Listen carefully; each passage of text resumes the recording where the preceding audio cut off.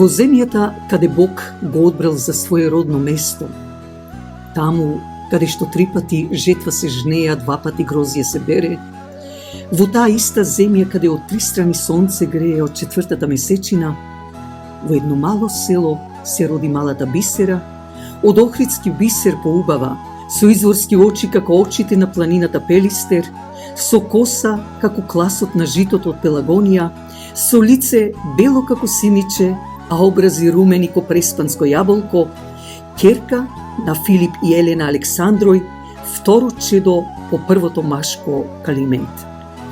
Со земјоделие и сточарство живееше ова фамилија. По неколку години се нареди од власта токму тоа село да го претворат во вештачко езеро, а жителите да ги иселат во најблискиот град. Власта им додели по еден стан, а Александрој ги оставија лопатите и мотиките, овците и воловите и се пограѓанија, иако се уште беа во селски алишта.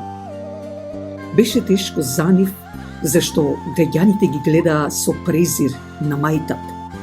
Но најтешко беше за Климент и Бисера кога почнаа да одат во градското училиште, кога облечени во кошули и клашенци влегоа во нивните училници, а децата околу нив се собираа гледајќи како на мечка. Со солзи се враќаа сиротите дечиња дома, но немаа што да прават. Мора да се оди на училиште, а за среќа по неколку денови Филип се вработи, а Елена ги вршеше домашните работи. Вистинска жена домајкинка. Филип ја доби првата плата и уште истиот ден целата фамилија ги посети дуќаните за чевли и текстил, така да наредните денови после работното време на Филип и часовите на училиште на Климент и Бисера беа окупирани со шнајдерот за Филип и Климент, а нивните панталони и блузи, како и шнајдерката за Елена и Бисера, и нивните фустани. Беше Великден кога, облечени во нови алишта, отидоа на првата за нив градска причесна, за да потоа се вратат дома, каде ги чекаше великденскиот ручек. Но утредента, вториот ден од Великден, Филип повторно се облече во неговите работнички алишта, а Климент и Бисера празнично облечени се појавија на училиште. За чудо беше кај сите нивни другарчиња. Не беа веќе оние селски дечиња со опинци и алишта од кајак, веќе личеа на градски деца. Бисера со нејзините крупни очи како да ги мајгипса сите другарчиња, па дури и нејзината учителка. Раснеше Бисера, но и кај неа и кај брати Климент се развиваше големата интелигенција. И двајцата први во училиштето со награди и пофалби беа пример во тоа школо. По неколку години, веќе и двајцата за нивните години беа вистински македонска мома и момче на кој секој би завидел. Нејзините другарки не беа тие исти кои со презир гледаа врз Бисера, зашто секогаш таа или молчеше, или ќе им возвратеше со добро. Ја сака сите, а посебно професорите, а нејзините школски другари дури се срамеа или се плашеа како да ја придат, како да ја убедат да им биде нивна девојка. Бисера ја заврши гимназијата и се запиша на факултет археологија. Убава, стројна, висока, вистинска морска сирена од бајките, можеби токму како да се појавила од Егејското море, кога по земјата шетале Бог со боговите и богините. Секаде каде што одеше по сокаци или на езеро, немаше човек а да не се заврти, за да ја види уште еднаш и да ѝ се восхити на нејзината убавина. Но младата Бисера, иако знаеше за себе, со правилна фигура на телото и убавина на нејзиното лице, вистинска самовила, таа не го искористуваше сето тоа. Беше скромна и со нејзиниот нежен глас и појава, а посебно нејзината несебична помош према комшите и другарите, беше наречена ангелот на Господа. Испитите ги положуваше редовно и со највисока оценка, што дури и професорите се гордеа со неа. Една вечер Бисера се чувствуваше изморена, ненаспана и реши таа вечер да си легне да спие многу порано. Легна и веднаш заспа. За чудо, на сон и дојде младо момче на околу 32-3 години, со кадрева коса и боја како на класи од жито и со сини очи слични како на бисера. Ја погали по низината коса и рече: "Ти си таа што ќе ми го откриеш мојот вечен дом. Ти си таа што целиот свет ќе се чуди за мојот дом, но затоа пак барај ме за да ме најдеш."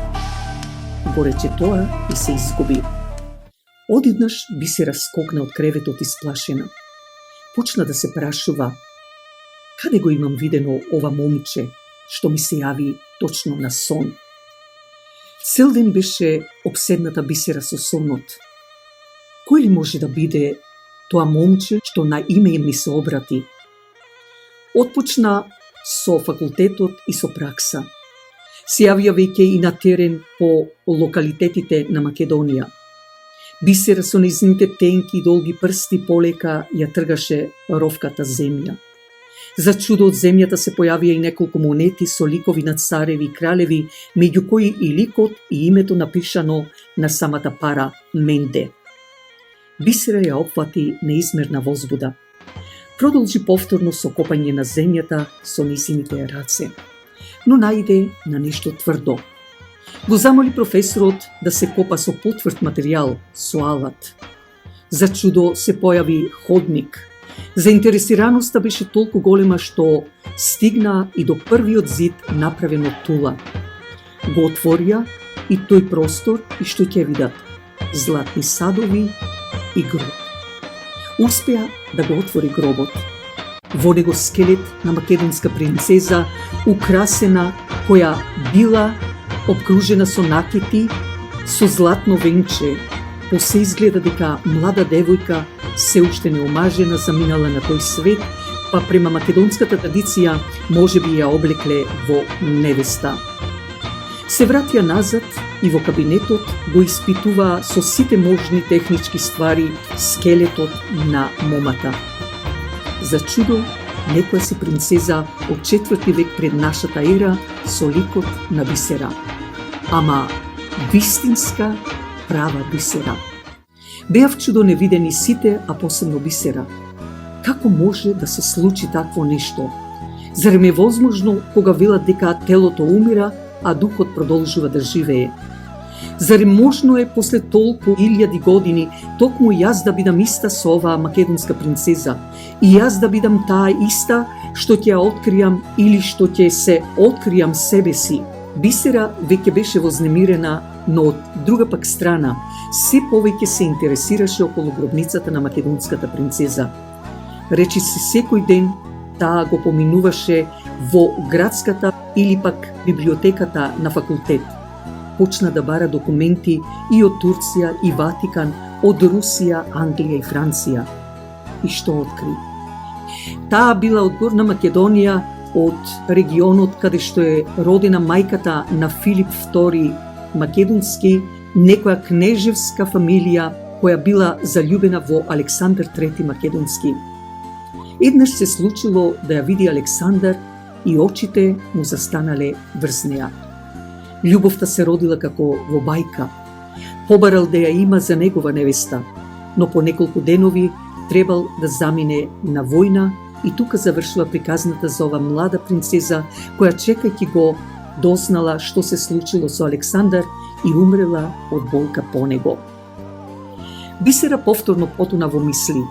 Почна да го анализира сонот и разбра дека токму тоа русокосо момче беше кралот на кралевите, кралот македонски Александар III. Беше и горда и радосна што токму нејзе и се јави. Исполнета од радост легна да спие. Сонот ја созема и повторно на сонот и дојде младото момче. Бисера, дојдов пак кај тебе. Сега веќе знаеш кој сум, Александар. Заедно со мојот коин Букефал, а ова девојка со мене е сестра ми Салоника, која сакаше да се запознае со тебе. Ме радува што одлично напредуваш, ама затоа пак ти е потребна и мојата помош. Пред неколку денови се виде и самата себе си, што малку и те исплаши, а? Па ти си таа која пред да дојдеш на овој свет го освои моето срце како што јас успеав да го освојам светот. Најдов и други жени, но срцето и мислата секогаш го спомнуваше твоето име. Ја донесов сестра ми Салоника за да ја запознае мојата сакана од бајките, мојата сакана од соништата. Сега повторно се поздравуваме со довидување, кога пак ќе дојдам кај тебе. А ти, уште утре да им кажуваш за мене што ти реков, што ти ветив.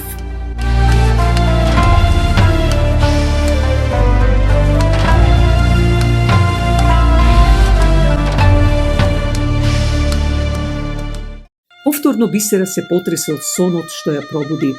Почна да ја фаќа паника, но потоа за брзо време се смири. Како ќе им кажам на моите другарки или роднини или професори, ќе ме направат будала? Па нека ме направат. Ова е аманет од нашиот крал за да го исполнам. Утредента Бисера, како и обично, со нејзините другарки почнаа да си кажуваат што има ново. Сите кажа како поминале минатата ноќ или ден, а Бисера со нејзиниот смирен глас рече: ќе ви кажам една вистинска приказна што беше сон. Ми се јави младо, убаво момче, кое дури и на име ме повика велики ми: Бисера, ти ќе бидеш таа што ќе го кажеш местото на мојот вечен дом на целиот свет. Што? Извика во еден глас, како во хор нејзините другарки. Да, потврди Бисера. А кој е тој? А каде е? Праша другарките. Тој е Александар Македонски. Се уште не знам каде е неговиот гроб, но ми рече дека јас ќе бидам таа што ќе го запознам светот. Нејзините другарки, некои со резерва, а повеќето веруваа во сонот на Бисера. Бисера веќе, како и нејзините другарки, иако не кажува ништо, сепак ја чекаа новата вест. Речи се секоја вечер во соновите се наоѓаше во градината на рајот, секогаш околу неја беа птици, цвеќина, вистинска Божја убавина. И ете, повторно пак насон се јави кралот Македонски. Бисера, пак ти дојдов. Овој пат сам, без Букефал и Салоника. Дојдов да ти кажам дека сестра ми премногу те бендиса, а Букефал како да знаеше што зборуваме и климаше со главата. Многу ме радува што твоите другари и другарки веруваат во тебе и сето она што ти го кажав им го пренесе. Но, за да биде уште посигурно, утре вечер ќе го посетам твојот професор. Довидување, Бисера.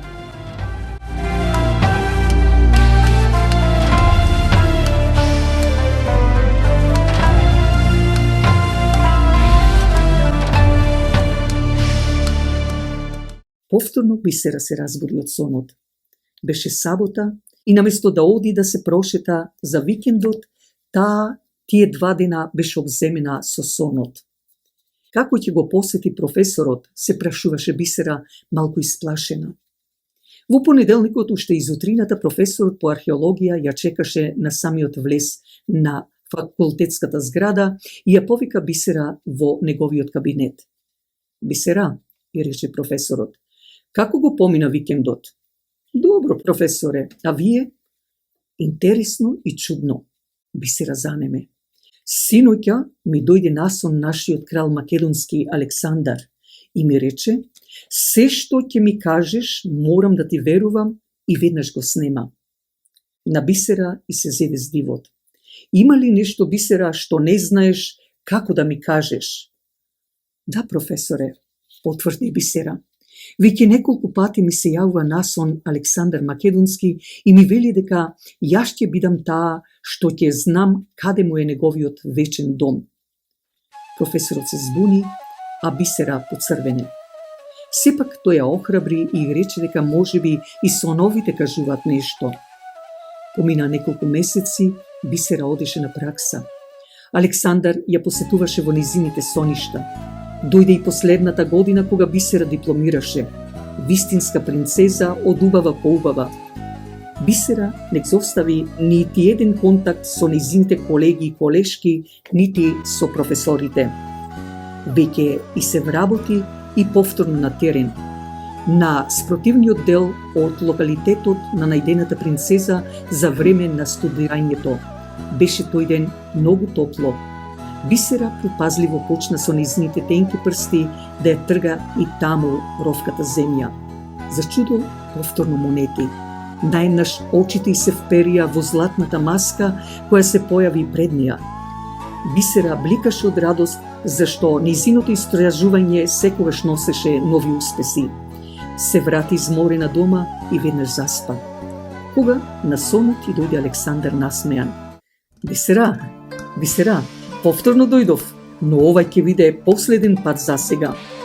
Мојот дом не е нити во Персија, нити во Александрија. Јас сум тука со својот македонски народ меѓу вас.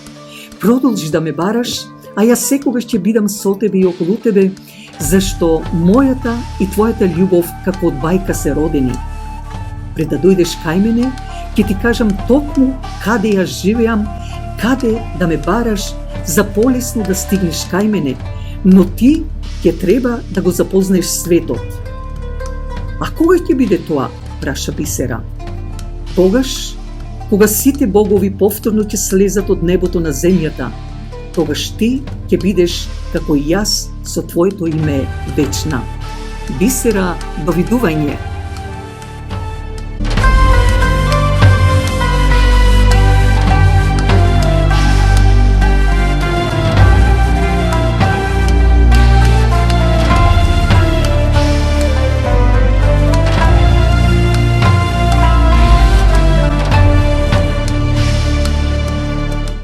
Преку ова приказна што ја напишав јас, Драгица Лапајковска-Белчевска, сакам да ги поздравам сите дечиња во светот.